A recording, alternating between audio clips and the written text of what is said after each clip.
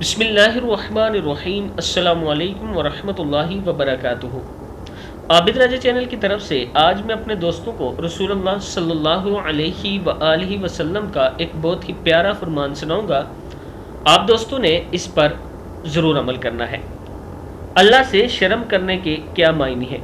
ایک مرتبہ رسول اللہ صلی اللہ علیہ وآلہ وسلم نے صحابہ کرام سے ارشاد فرمایا، اللہ سے شرم کرو جیسا کہ اس سے شرم کرنے کا حق ہے۔ صحابہ کرام نے عرض کی، ہم تو اللہ تعالیٰ سے شرم کرتے ہی ہیں۔ فرمایا، یہ بات نہیں، تم وہ عمارتیں بناتے ہو جن میں رہنا نہیں، اور وہ اموال جمع کرتے ہو جو کھانے نہیں ہیں۔ کتاب کا والا آگے موجود ہے، یعنی بڑی بڑی عمارتیں بناتے ہو ان میں آپ نے رہنا نہیں ہے، اور مال جمع کرتے ہو جو آپ نے کھانا نہیں ہے۔ یہ رسول اللہ صلی اللہ علیہ وآلہ وسلم نے ارشاد فرمایا ہے۔